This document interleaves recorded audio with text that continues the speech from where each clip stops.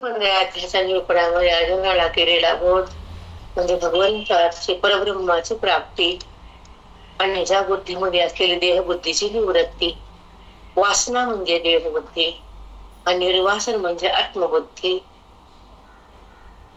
ज्या आत्मबुद्धीमध्ये सुखाची जी स्थिती असते ती परमेश्वराची प्रतीती असते.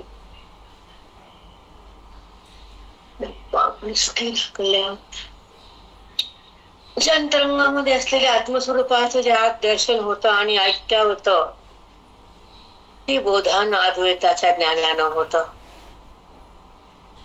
ते मन पांडुरंग होतं, साक्षात आत्मरूपामध्ये विलीन होतं.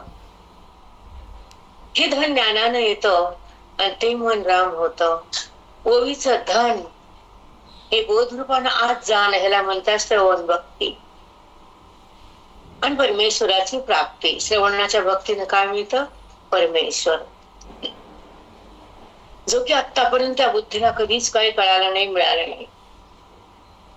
जन्मोजन्मी जीव फिरतो, लक्ष योनीमध्ये जातो आणि वासना घेऊन परत परत गर्भात येतो. जन्म आणि मृत्यूच्या साखळीतून बाहेर येण्याचं एकच कारण, एकच ठिकाण आहे, ते म्हणजे ज्ञान आणि भक्ती. आपल्या मूळ स्वरूपाकडे जाणं आणि परमेश्वर होणं, अदृष्ट बाजूला सरकवणं आणि आपल्या अभिन्न तत्वाशी एकरस राहणं, त्याला म्हणतात अद्वैत बोध. ज्या द्वैताचा संबंध बुद्धीने केला तो दुःखाचा प्रसंग आपल्या तुमच्या हृदयात अंतःकरणात आला. ते द्वैत नसून तुम्ही स्वीकारलं आणि अद्वैत असून तुम्ही नाकारलं, म्हणून श्रवणामध्ये मन ईश्वराकडे सरकलं. हे श्रवणाचं फल आहे, ज्ञानाचं माध्यम आहे आणि बोधाचं अंगण आहे. ह्या बोधातून मन आनंद भोगतं. लक्षात ठेवा, ह्या बोधाच्या माध्यमातून, वेदाच्या ज्ञानातून आणि ओवीच्या अमृतातून मन राहत नाही, ती ईश्वरापाशी जाऊन थांबतं. त्याला ज्ञान म्हणतात. ज्ञान म्हणजे अवघड काहीच नाही. तुमचा संसार अति कठीण आहे, प्रारब्ध गहन आहे आणि मन घाण आहे. ह्या तिन्हीला ओलांडून भगवंत छान आहे. तो सुखरूप आहे, महान आहे तो.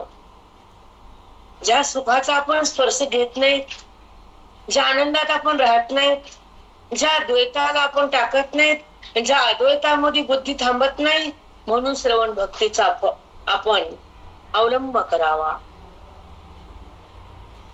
श्रवणाचा स्वीकार करलेलं अंतःकरण भगवंतापासून भिन्न होऊच शकत नाही. हा सिद्धांत वेदाचा, गाभा गीतेचा आणि अमृत योगीचं आणि फल आहे मोक्षाचं, सुख आहे अद्वैताचं, आनंद आहे न संपणारा. न संपणारा आनंद कुणी सोडतं का? आणि संपणारा आनंद तुम्हाला सुटतोय का? संसारातलं भौतिक सुख म्हणजे संपणारा आनंद आणि भगवंताचं ऐक्य म्हणजे न संपणारा आनंद. तो कधीच संपत नाही, देह पडला तरी आणि जगत बुडलं तरी. दोन गोष्टीचं विवेचन करा तुम्ही, शब्दावर थोडा भर देत जा. देह पडला आणि जग बुडलं तरी तुमचं मन आनंदातून बाहेर येत नाही, त्याला म्हणतात ब्रह्मरूपता प्राप्त झाली. जगत आहे का नाही तर जीवाला माहित नाही, कारण जगताचा संबंध नाही, कारण जगत नाहीच आहे हा सततचा ठाम निश्चय आहे, तोच ज्ञानी आहे. जगताला स्वीकारणारा ज्ञानी आहे आणि देहाला माझं म्हणणारा विषयी पामर आहे. फक्त भोगासाठी जन्म घेतो खाली आणि पाप पुण्य करतो आणि पाप घेऊन पुन्हा फिरतो. पामर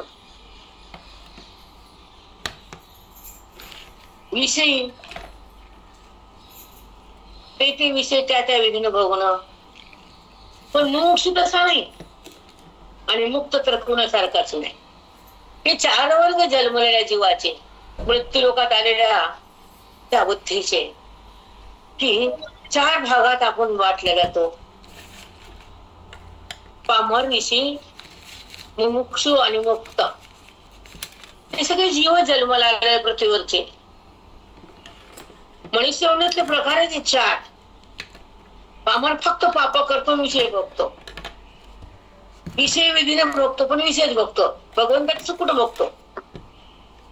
मुमुक्षू मी कोण आहे यासाठी जगतो, ज्ञानाकडे बघतो आणि आत्मस्वरूपाला जाणण्याचा प्रयत्न करतो आणि श्रवण भक्तीमध्ये आपलं मन प्रवाहित करतो. जे मन देहाकडे असतं ते थांबतं. श्रवण भक्तीने मन देहाकडे प्रवाहित असलेलं परान्मुख होतं, आत जातं आणि शुद्ध होतं. श्रवणाचं पावित्र्य देहात येतं आणि मनाला ईश्वराचं नातं तयार होतं. खोटं नातं बंद होतं आणि खरं नातं बुद्धीला कळू लागतं. तेव्हा ती खऱ्याकडे येते आणि खोट्याला सोडती. ते विवेकानं खोटं सोडून देते बुद्धी. तसे शेंगा पडले टरबळ फेकतो आपण, टरबळ घरात आणून डब्यात ठेवत नाही कोणती बाई. शेंगदाणे ठेवते डब्यात आणि टरबळ फेकते उकंड्यावर, कारण टरबळा निराश आहे, त्याच्यामध्ये फायदाच नाही. टरफल भाजीला टाकून भाजी खाता येत नाही, भाजी फेकावं लागते टरफल टाकलं तर. तसं देहाचं टरफल टाकलं तर काही उपयोग नाही, घेतलं तर फेकावंच लागतं टरफल. हे आवराय ही उपाधी म्हणतात टरफल. तिला सोडावं लागतं बाजूला. टप्पल काढलं, संज्ञाना घेतला, टप्पल काढलं, आत्मस्वरूप घेतलं. कळते का भाषा? सोडणं म्हणजे टरफल शेंगाचं फेकून देणं. कारण टरफल कामाचं नाही, तसा देह तुमच्या देहबुद्धी कामाची नाही. कारण त्या ठिकाणी वासना उत्पन्न होती, विकार तयार होतो आणि आकार मनात येतो, निराकार बाजूला जातो. म्हणून टप्पल म्हणजे हा देह उपाधी.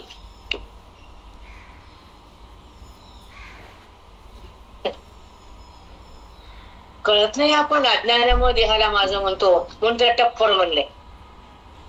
पण ज्ञानाने देहाचा बाध होतो त्याला अधिकार म्हटले आणि ईश्वराचा स्पर्श होतो त्याला मोक्ष म्हटले. मी कोण हे कळतं त्याला पुण्य म्हटले आणि त्याचा संबंध बुद्धी कधी ईश्वराचा त्याला जीवनाचा मंगलमय प्रसंग म्हटले. बुद्धीला तो कळतो तोच मंगल दिवस आहे, त्याची ओळख होते तोच मंगल दिवस आहे आणि त्याची प्राप्ती होती तो मोक्षाचा दिवस आहे. 3 गोष्टी सांगितल्या मंगल. सांगवर काय म्हणले 3 गोष्टी? त्याचा संबंध, त्याची ओळख आणि त्याची प्राप्ती म्हणजेच मोक्षाचा प्रसंग, तेच मंगलमय प्रसंग. ते बोलले का त्या तुला सांगितलं का तू? अधिकारानं. पूर्ण हे बोल.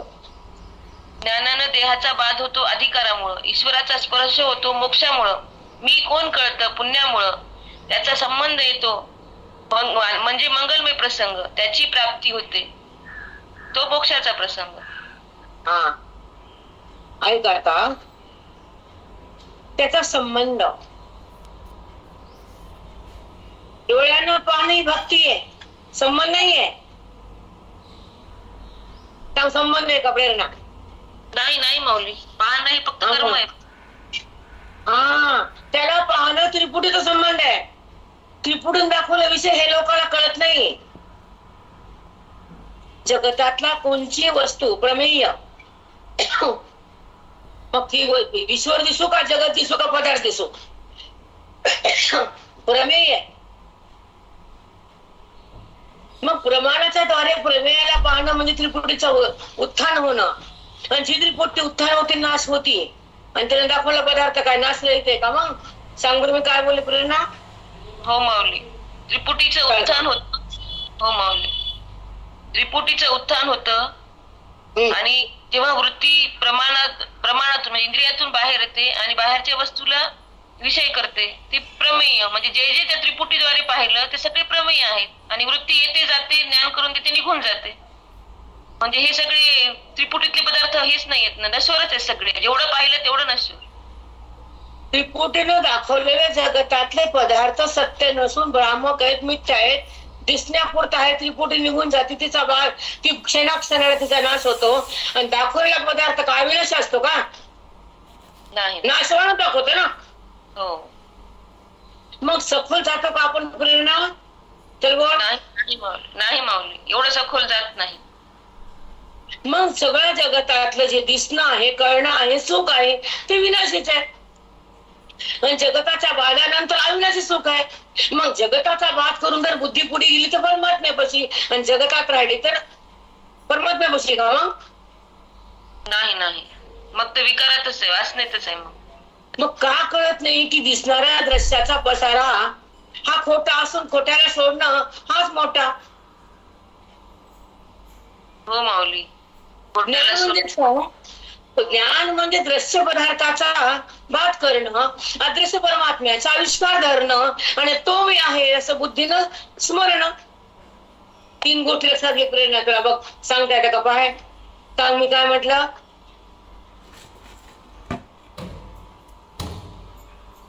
हॅलो, डबल सांगते माझा, डबल ते येत नाही बेटा. काय सुरुवात केली मी? ज्ञान म्हणजे दृश्य पदार्थाचा बात करणं, परमात्म्याच्या आविष्काराला धरणं आणि तो मीच आहे हा निश्चय करणं. हा स्मरणात राहणं, तो मी आहे स्मरण सतत होणं, तो ज्ञानी. तोच मी हा निश्चय ना, देह मी नाही. हा ज्ञानाने धरला आविष्कार आहे बुद्धीमध्ये, हा मी नाही. आणि तो मी आहे हा संस्कार आहे, स्मरण आहे की नाही? स्मरण तोच मी.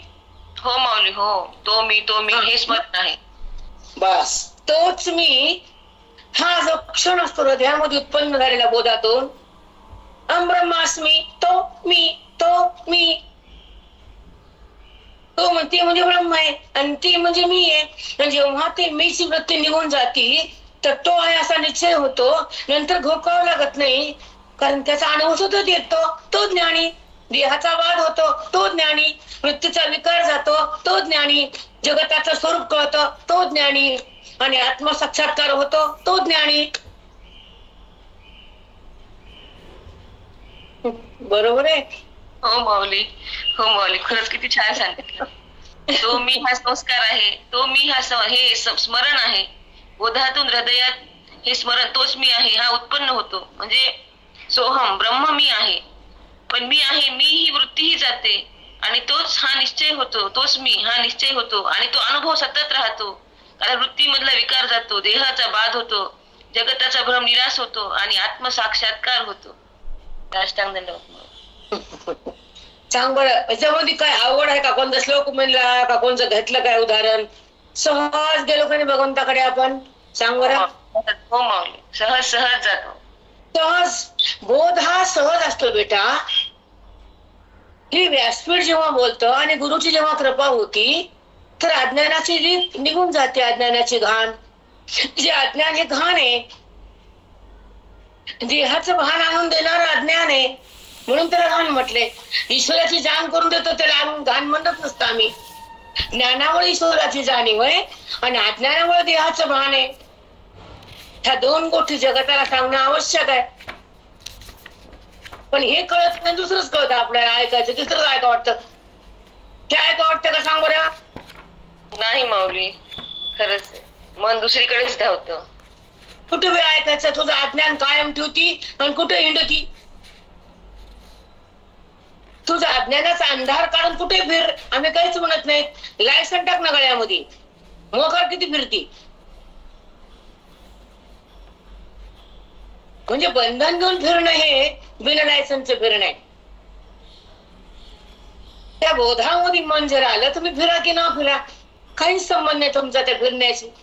जेव्हा बोधात मन येतं, वेदाचं ज्ञान आत प्रगट होतं, मी ब्रह्मा साक्षात्कार करून देतं, ईश्वराचं नातं तयार होतं, ब्रह्मास्मीचं ज्ञान बुद्धीमध्ये येतं, बुद्धी ब्रह्मत्वाला प्राप्त होती. ईश्वर कुठं भिन्न आहे सांग? हो माऊली, हे समजायला पाहिजे का? हो खरंच आहे माऊली. ईश्वर भिन्न नाहीच आहे, आपल्याशी तो अभिन्न आहे. आपणच त्याला भिन्न केलं आणि त्याला भिन्न बघायचं. किती मूर्खपणा आहे सगळं. बघितलं ना आलं, बघितलं कवर बघती का बाहेर? बघितलं त्याला ओळख ना, आता त्याचा संबंध बघ ना, त्याची जाणीव उत्पन्न कर, त्याचा अभेद तयार कर, त्याचं भिन्नत्व, त्याचा भिन्न भाव बंद कर ना. तो म्हणतो मी आहे तुझ्यापाशी, मी आहे तुझ्यापाशी, परी जागा चुकलाशी. सांगून ठेवली की आपल्याला आधीच प्रमाणाने, परी जागा चुकलाशी. म्हणून ज्ञानाच्या द्वारे माऊलीनं बुद्धीला ज्ञान करून दिलं आणि ईश्वराचं ऐक्य त्या ओवीच्या माध्यमातून या हृदयाला झालं. महावाक्य बुद्धीत आलं, वेदाचं ज्ञान त्या गाभाऱ्यात गेलं हृदयाच्या, आणि ते ज्ञान त्या ईश्वराचं मिलन करून देते. म्हणून ज्ञानाला महत्व आहे ना, बाकी काय ज्ञान ज्ञान काय श्रेष्ठ, ते ज्ञानाच्या माध्यमातून बुद्धी ब्रह्मत्व प्राप्त होत करते, अज्ञानाच्या माध्यमातून देहाला माझं म्हणते, पापाच्या माध्यमातून वाईट वागती आणि पुण्याच्या जोरावर नाचती. आणि आम्हाला पुण्य नको असेल तर त्या पुण्याला पण सोडून देते बुद्धी, कारण तिला मोक्षाकडे जायचं असतं बुद्धीला. तिला पुण्य आवडत नाही, ती अज्ञान दैन्य ठेवत नाही, देहभाव ती वज घेत नाही आणि आत्मसाक्षात्कारातून बाहेर येत नाही. ती भगवंताच्या सोबत असती आत्मसाक्षात्कार, देहासोबत असती पापाचा साक्षात्कार. समजते का? हो माऊली, हो. पापाचा साक्षात. खोट्याला माझं म्हणणं, खोट्यासाठी रडणं, खोट्याचा ऐक्य करणं आणि खोट्याचा संबंध घेऊन पुढे जाणं मनबुद्धीने. लिंगदेह, लिंगदेह हा देह जरी पडला पंचमहाभूताचा स्थूल देह, तर लिंगदेह जळत नाही ना. मन वायूच आहे आणि बुद्धी तेजाची आहे. अग्नीला अग्नी जळाल का? नाही, नाही जळत. मनबुद्धी आणि पंचप्राण वायू हे एकत्र येतात आणि हा देह पडतो खाली. मग तो लिंग देहाला जाणणार ज्ञान आहे. कुठं समजतो तुम्हाला?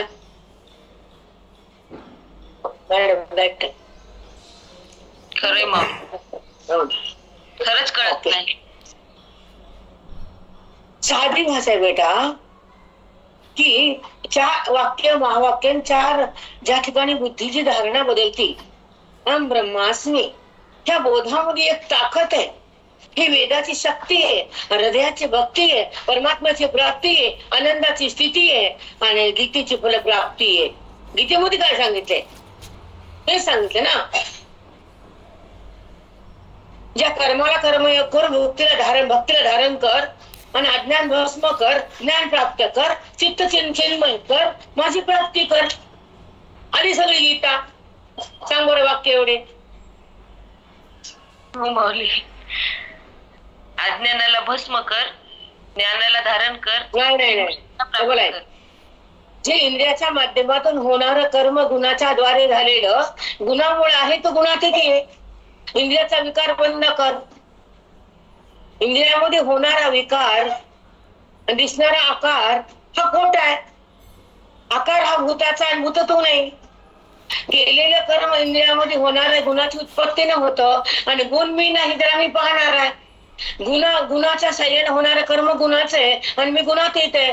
गुणाच्या कर्माला मी पाहत नाही आणि गुणातीतलं माझं गुणातीत्व मी सोडत नाही आणि कर्म मी धारण करत नाही आणि कर्माचं पुण्य मला प्राप्त होत नाही. कर्मयोग.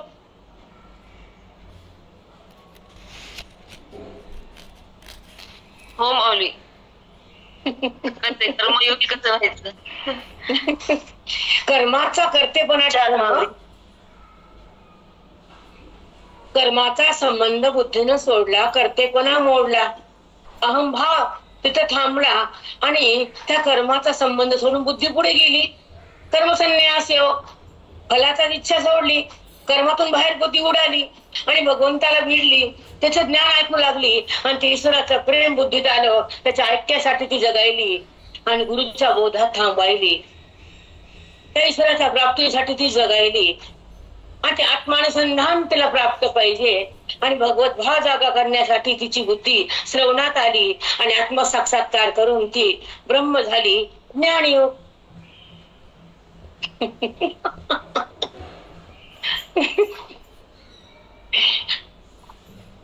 काय सांगते की त्याच्यामध्ये काय सांगते? अगं खरंच आहे माऊली, कर्मयोगाचं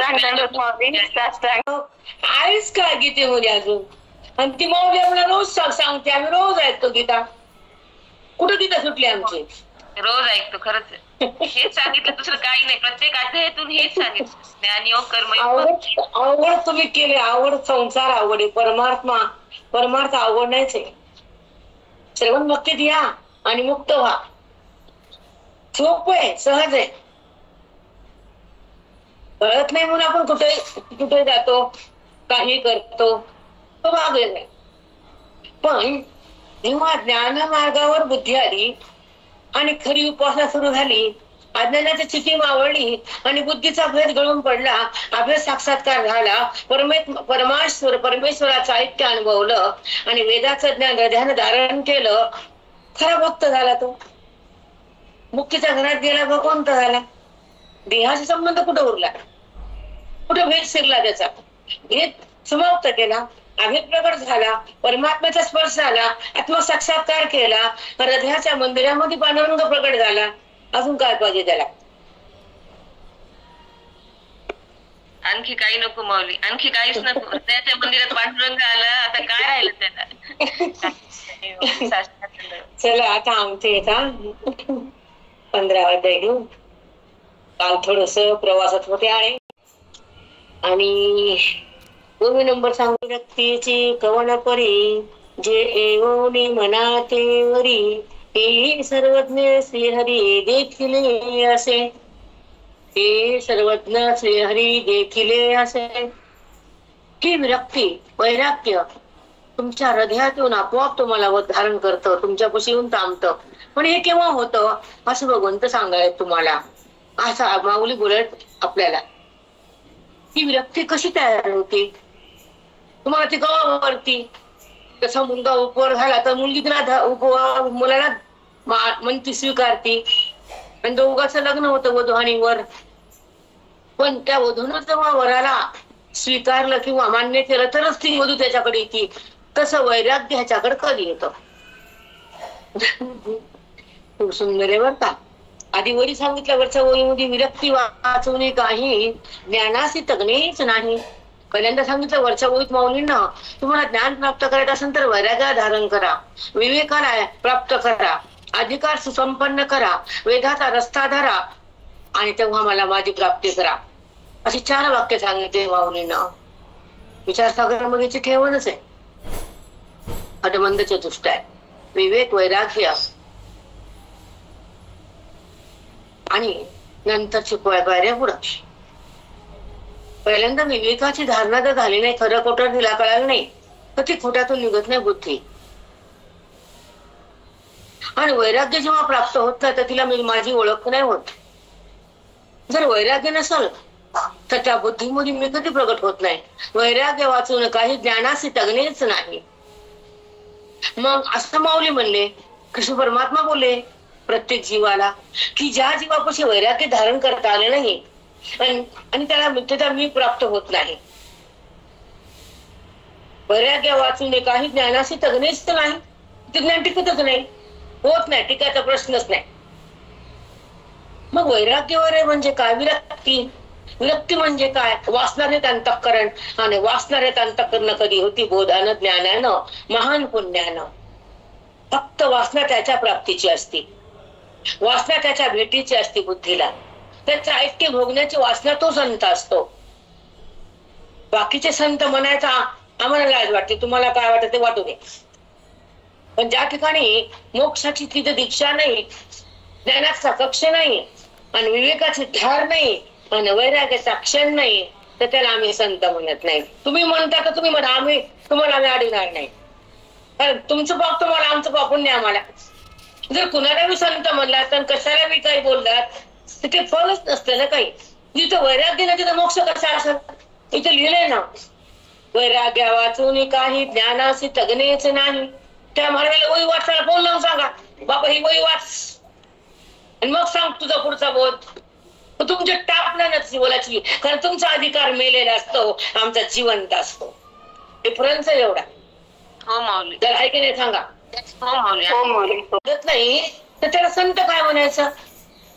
जिथं विवेकाची तलवारच नाही अज्ञान कापायला, त्याला बोध कसं म्हणायचं? ज्याच्यापाशी मोक्ष नांदत नाही ते लोकांना काय देईल? त्याला संत कसं म्हणायचं? म्हणून माऊली म्हणले वैराग्य वाचून काही ज्ञानाशी तज्ञच नाही. सांगा आता, माझं वाक्य का माऊलीच आहे का तुमचं आहे? सांगा. माऊलीच आहे. माऊली ज्ञानोबा माऊलींचंच आहे ते वाक्य. मग ज्या महाराजापाशी वैराग्य नाही त्याला महाराज कसं म्हणा आम्ही? नाही नाही दिसतंय वैराग्याचा लेवलेच नाही, तिकडे मात्र वैराग्य शिवलं नाही यांना. तिथे ज्ञान कसं येईल? तुम्हाला कळत नाही तर तुमची बाजू आहे, आम्हाला कळतं ते आमची बाजू आहे. आम्हाला तुमचं काही देणं घेणं जगाशी, आम्हाला काय करायचं? तुम्ही विवेकात जा का खोट्या भरलेल्या संगत, आमचं काय बिघडत नाही, आमचं काय बिघडत नाही. आम्हाला काही करायचं नाही माऊली, आम्हाला वैराग्यवान माऊली भेटली, आम्हाला काही करायचं नाही आता त्याच्यावर. कारण ही शक्ती, ही वैराग्याची ही शक्ती मुक्तीला कारणी आहे. पहिला पाया वैराग्य, विवेक, आणि मग ज्ञानाची उत्पत्ती आहे, अज्ञानाची समाप्ती आहे, परमेश्वराची तिथे ओळख आहे, आणि त्याचा संबंध आहे. पुन्हा हे पायऱ्यानंही जात नाही ते लोक ज्ञान देत नाहीत, त्यांची अवकातच नाही ना. कारण माऊलीचं ज्ञान पदरात टाकायला ते महान संत पाहिजे, आमच्या गुरुजींसारखे परभणीकर, वेदांत केशरी रंगनाथ महाराज. तशी पाहिजे सिंहाची छाती आणि सोन्याचं भांड दूध काढायला सिंहीचं. पितळाचं भांड फुटून जात आणि पितळा तुम्ही सोनं म्हणता तर म्हणा, आम्हाला काय करायचे? म्हणून बोध साठवणारं अंतःकरण जेव्हा संतांच्या संगतीमध्ये प्रगल्भ होतं आणि वेदाचं ज्ञान ओढून घेतं आणि मन भगवंत होतं, त्याला संत म्हणायचं. साधी व्याख्या आहे. त्याला कुठं डोंगरात जायचं काम नाही, काही करायचं काम नाही. इथे फक्त माऊलीची ओवी, आत्मचिंतन, श्रवण, संपला. तर घरी बसून व्हायला आम्हाला.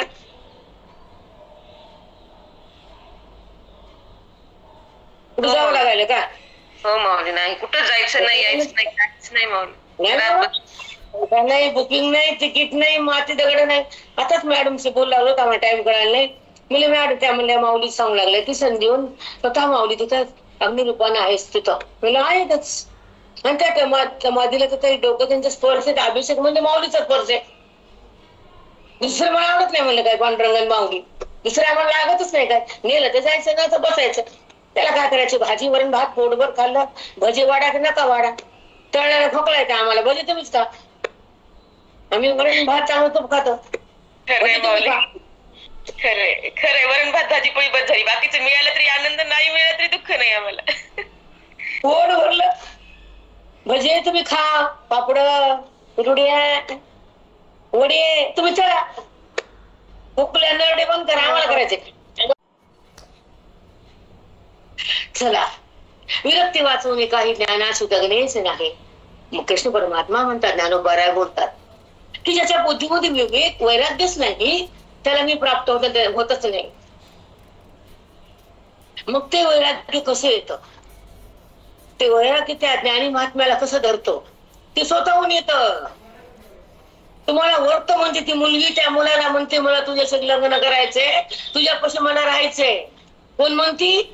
मुलगी. आणि त्या वराला ती वरती. तसं वैराग्य त्या साधकाला वरत. हो माऊली, किती छान आहे.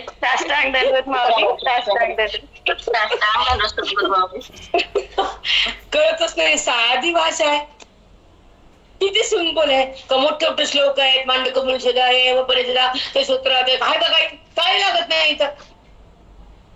वरण गरम भात तूप साजक, एखादी भाजी कडी मस्त त्याच्यावर खाल्लं, गरम गरम गट गट गट कर खाली गेलं, आणि तुपानं गोष्टी आली, पोटात तृप्ती झाली, झोप मस्त आली.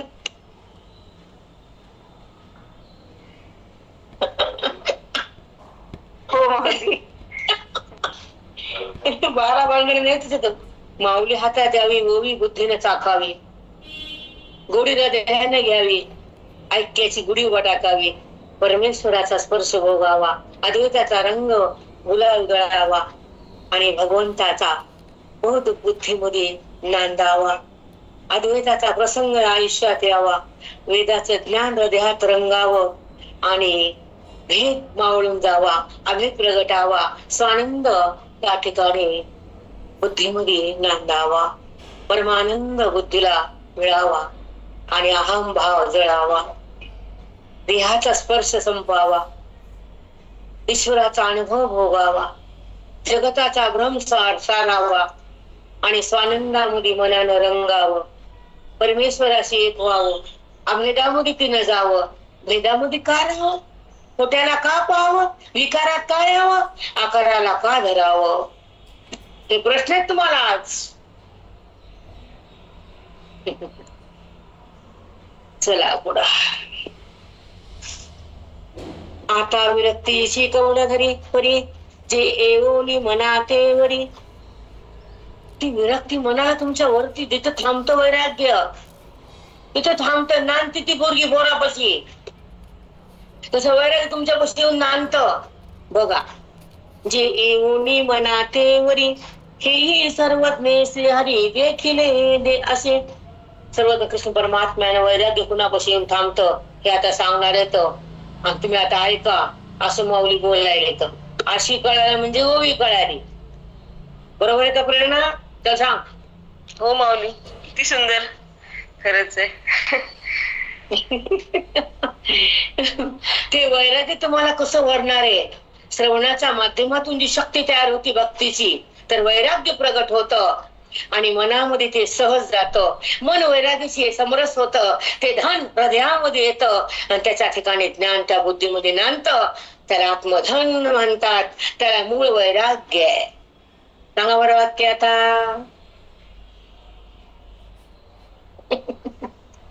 हो माऊली, खरंच आहे. श्रवणामधून भक्तीची शक्ती तयार होते, तेव्हा ते वैराग्य मनामध्ये तयार होतं. ते हृदयामध्ये ते हृदयामध्ये येतं, ते आत्मधन तिथे नांदत, त्यालाच मूळ वैराग्य प्राप्त होतं. साष्टांग दंडवत. श्रवणाच्या माध्यमातून हृदय विरक्त होतं, वासना रहित होतं, बोधाला चमत्कार होतो, वेदाचं ज्ञान आत येतं, मन ईश्वराकडे वैराग्याला धारण करतं आणि तिथं वासना रहित मन होतं. त्याला वैराग्य म्हणतात. कुठली इच्छा नाही, कुठला विकार नाही, कुठलाही संबंध नाही आणि कुठलाही पदार्थ नाही, कुठलाही भोग नाही आणि कुठलंही स्मरण नाही. फक्त ईश्वराच्या प्राप्तीचं स्मरण, ईश्वराच्या ओळखीचं त्या अंतःकरणामध्ये भान असतं. आणि ईश्वराचे जाण होण्यासाठी आत्मधन तो घेतो आणि वैराग्याच्या माध्यमातून तो ईश्वराकडे जातो. बुद्धीच्या माध्यमातून ती बुद्धी ईश्वराकडे जायला लागते, वैराग्याच्या आसनावर राहते, विवेकाचे चाक घेते आणि भगवंताच्या सोबत येते आणि मी ब्रह्म आहे असं ज्ञान घेते. तेव्हा तिचं धन त्याला ईश्वर देतो आणि त्याचं मन ईश्वरात येतं. दोघांचं मिलन होतं, त्याला वैराग्य लागतं, पैसा नाही. रामकृष्ण साष्टांग सद्गुरू माऊली.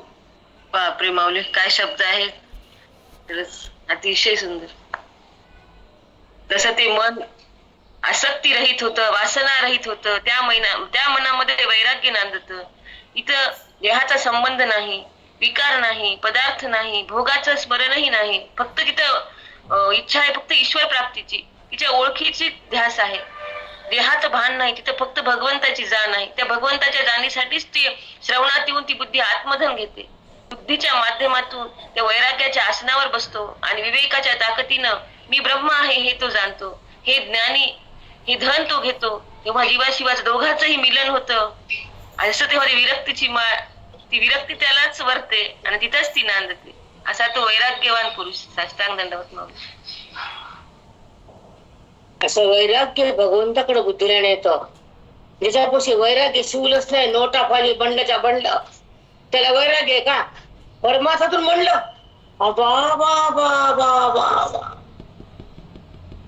संसारी लोकांना कमवा, त्यांचा धर्मच आहे, सांगून कमवालेत ते. त्याला लेकरं बाळ पोट आहे म्हणून ते म्हणते आम्ही संसाराकरता काम करतो, व्यवहार करतो. पण परमार्थाला व्यवहार केल्यानंतर अघोर पाप. ज्या परमार्थातून वैराग्याची धारणा होत नाही, विवेकाची उत्पत्ती नाही, मोक्ष तर नाहीच नाही, त्याला परमार्थ म्हणायचा? कदापि नाही,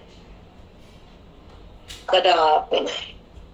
ज्या ठिकाणी अंतःकरण निरामय होतं, जे अंतःकरण निर्वासन होतं, जे अंतःकरण जडातून बाहेर येतं, जे अंतःकरण ईश्वराला जाणण्यासाठी तत्पर होतं, जे अंतःकरण बोधाने भरभरून जातं, जे अंतःकरण साधूच्या श्रवणामध्ये वाहून जातं, जे अंतःकरण वेदाच्या गाभाऱ्यात येतं, जे अंतःकरण स्वतःला पाहतं, ते वैराग्याचं धन घेऊन परमेश्वराकडे थांबतं. तिथं वैराग्य ते घडतं का? असं वाणी बोलतं का? अशी आपलीची कांदे कुठली? तुम्हाला विकळण, त्याला विकळण. सांग एवढे वाक्य आता. हो माऊली. वैराग्याच्या धारेने विवेकाची उत्पत्ती होते, मोक्षाची धार येते, तोच खरा परमार्थ आहे. ज्या परमार्थामध्ये अंतःकरण निरामय होतं ते अंतःकरण निर्वासन. कोण मला ऐकूच नाही ग, मगापासून तुझं ऐकले मी. कोण घर आणि आता येते ग. हा, ज्या श्रवणामधून अंतःकरण निरामय होतं, जे अंतःकरण निर्वासन होतं, जे अंतःकरण जडातून बाहेर येतं, व्यावृत्त होतं, ते अंतःकरण ईश्वराला जाणायला तत्पर राहतं. तेच अंतःकरण बोधानं भरभरून जातं. ते अंतःकरण श्रवणात वेदाच्या गाभाऱ्यात जातं. तेच अंतःकरण त्या वैराग्याच्या धनानं परमेश्वराजवळ थांबतं. तू सांगतोय ना वैराग्याचा की मात्र एवढेच नाही, त्यांना ज्ञान येतं ग? नाही माऊली, नाही नाही, तिथं येतही नाही, कुणाला मिळतही नाही काही. तिथं फक्त व्यवहार आहे माऊली, पैसे घ्यायचे आणि पैसे द्यायचे. लक्ष म्हणजे नोटा नोटा. बापरे, अंगाला काटा येतो आमच्या. फक्त अवडंबर आहे माऊली, ते मांडव मंडप पण दिखावा, नुसती फक्त नाचणं गाणं तेवढंच असते तिथे, दुसरं काहीच नसतं. अरे राम, तुम्ही समोरच्या लोकांना समाधी लावून टाका ना, असं बोला ना. त्यांचं अज्ञान हिरावून द्या, त्यांची वासना भस्म करा, त्यांचं चित्त चिन्मय करा, त्यांच्या आत बोध भरा, तो संत खरा. खरं झालं भेटले नाही आम्हाला असे कोणी. अरे राम, कारण मठामध्ये आयुष्य गेलं. खरं भाग्यवान आहे हे हृदया, हे हाड मास आमचं. खरं भाग्यवान आहे ज्या वास्तूमध्ये गुरुजींच्या धारा आहेत, लहरी स्पंदन आहेत, त्याच्यामध्ये हे हा देह तिथं थांबला जाऊन. काय भाग्य याच. अरे बापरे, केवळ वेद म्हणजे गुरुजी, केवळ ज्ञान म्हणजे गुरुजी, केवळ आत्मसुख म्हणजे गुरुजी, आणि केवळ मोक्ष म्हणजे परभणी. कुठंच नाही असलं, कुठंच नाही. त्रैलोक्यात हिंडा तुम्ही, पण हे ज्ञान नाही, असं वेद नाही, असं चिंतन नाही, अशा कोठ्या नाही. आम्ही तुला मात्र बोलतो आमचे गुरु तर बाबा बाबा बाबा सागर, उथांग सागर. खूपच छान जी परंपरा आम्हाला तुम्हाला भेटली, खूप मान आहे. कोटी कोटी प्रणाम त्या गुरुजीच्या संप्रदायाला. लक्ष लक्ष सलाम प्राणातून. हो माऊली, प्राणी माऊली, या सगळ्या खोट्यातून आम्हाला वाचवलं त्यांनी, नाही त्या खोट्यातच आम्ही गेलो असतो, हे मिळालं नसतं. तर गुरुजीच्या आशीर्वाद, तुमची कृपा म्हणून आम्हाला हे आज मिळालं माऊली श्रवण. खरंच आहे माऊली. काय होई वैराग्य वाचून काही ज्ञानाची तज्ञच नाही. मग असं वैराग्य असेल तर ज्ञान तुमच्याकडे येतं, अज्ञान ते संपून जातं, देवातून मन बाहेर येतं, आत्मसाक्षात्कार करून घेते, त्यानंतर खरं ब्रह्म होतं. हे ज्ञान वैराग्यानं होतं. हे म्हणतं ते शांत होतं. तिथं गुरुची दीक्षा तयार होती, लक्ष लक्षित होतं, आणि परमेश्वराची तिथं परमेश्वराचा आविर्भूत होतो. त्या ठिकाणी देहवाद होतो, देहाचा वाद होतो, आत्मसाक्षात्कार होतो. ते शिवलिंग प्रगट होतं आणि मनात जातं. दोघांचे मिलन होतं, सुखाचा स्पर्श होतो, दुःख व्यावृत्त होतं, महावाक्य आत जातं, आणि तिथं लिंग बुद्धीमध्ये प्रगट होतं. आत्मलिंग याला म्हणतात खरे धाम. तद्धाम परमम मम.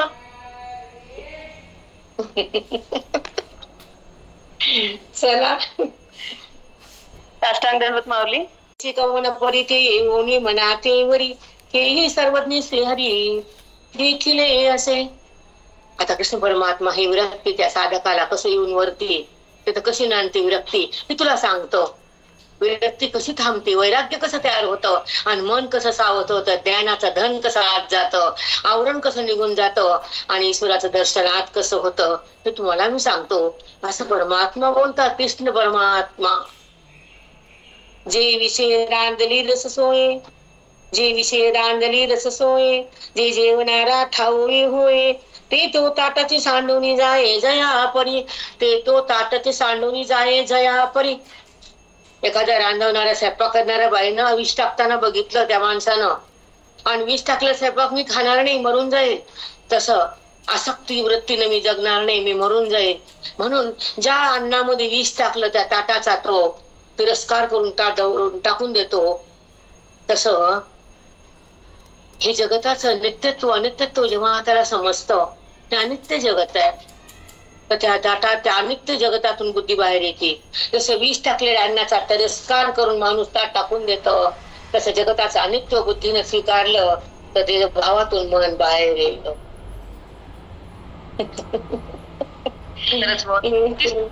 खूपच छान, खूपच मस्त. आता एक प्रसंग आणलाय की आळंदीचा, खूप आनंद व्हायलाय. आलो की आता आहे 15 आणि ओवी मस्ता जाणे जे अनित्यता. हे संसार दिसतो तुम्हाला, ते जाणून घे काय अनित्यता. तैसी संसाराया समजता जाणे जे अनित्यता. ते वैराग्य दौडिता पाठी लागे. ते वैराग्य दौडिता पाठी लागे. अर्जुना तिला सांग, बोला ना देवा, किती संसार आहे ना दिसणारा आणि परंपरा रूपाला. तू कसा आहे, नित्य आहे का, खरं आहे, न मरणार आहे? नाही नाही नाही देवा, मरणार आहे. मग ते अनित्य हे तू जे बुद्धी निश्चय करल तर तुला ते वैराग्य तुझ्या पाठीमाग धावल, पळत पळत येईल, तर तुझ्या पशी थांबल. पण केव्हा? संसाराया समजता. बघा, आणि जे जे अनित्यता ते खोटे नित्य नाहीये. हे जेव्हा बुद्धी निश्चय करल तर वैराग्य तुझ्यापाशी पळत पळत येईल. पुढचं आहे का, ते वैराग्य दौडिता पाठी लागे. तुम्ही जरी पळा, तुमच्या मागे मागे येत ते तुम्हाला धरतच, ते तोडीतच नाही. वैराग्य दौडिता पाठी लागे, तुमच्या पाठीमागे पळत पळत येत, तुम्हाला त्याच्याकडे जावं लागत नाही.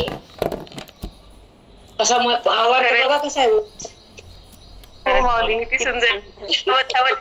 काही करण्याची ढकलून तर तुमच्यापाशी नांदत असते.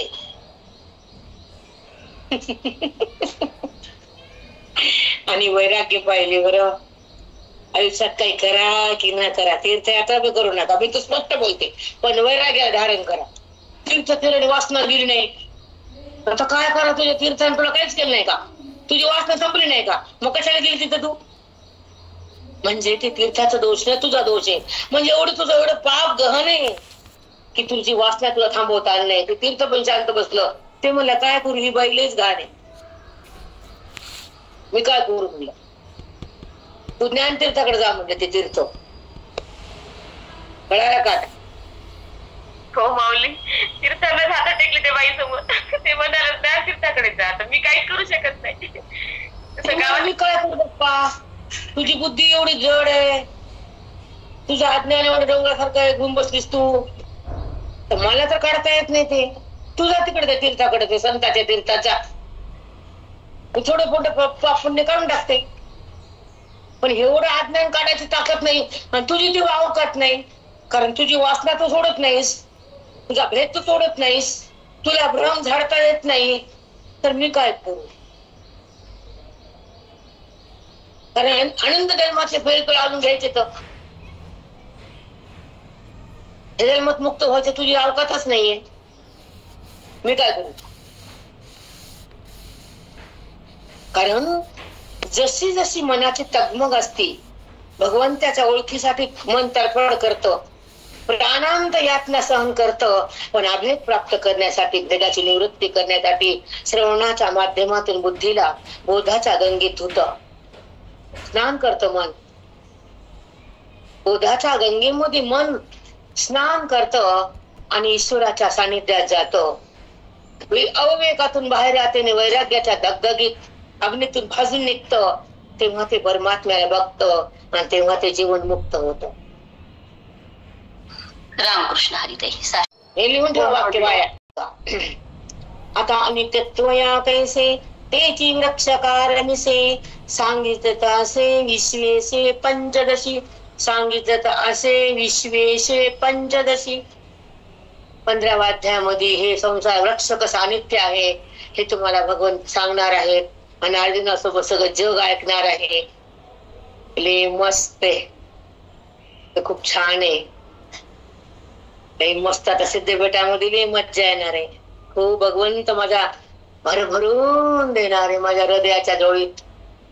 काय ईश्वरानं काय लीला केली, कसं बोलवलं निमित्त करून त्या सत्काराचं सत्कार मला आनंदी जायचे भेटले हे सत्कार आहे. मला माऊलीची भेट घ्यायची त्याच्यापेक्षा कोणता मोठा सत्कार आहे अजून. माऊलीच्या सिद्धपीठामध्ये अनुष्ठान हा सत्कार आहे मनाचा.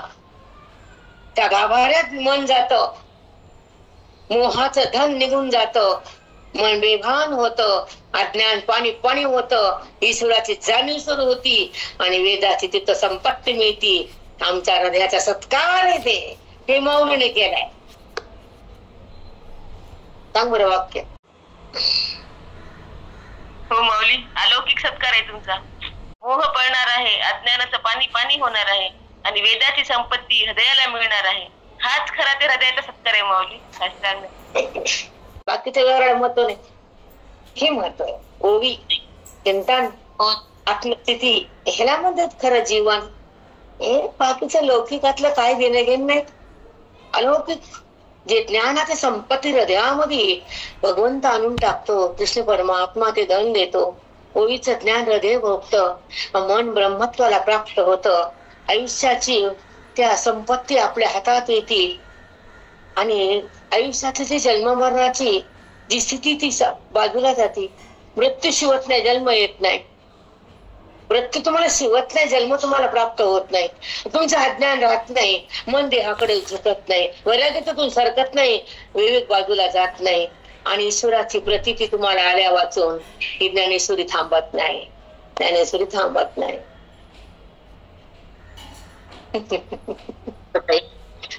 हेच झालं. चला आता अनित्यत्वया कैसे तेची वृक्षाकार मिसे सांगित असे विश्वेशे पंचदशी. हे दिसणारं विश्व कसं अनित्य आहे आणि त्या विश्वामध्ये असणारा मी कसा नित्य आहे हे कोण सांगायला? विश्वेशे, विश्वामध्ये व्यापक असणारा कृष्ण परमात्मा म्हणायला की बोलायले की हे जगत कसं अनित्य आहे आणि जगताला धारण करणारा कसा नित्य आहे हे 15 अध्यायामध्ये मी सांगणार आहे. मी थांबणार आहे आता, टाइम झाला.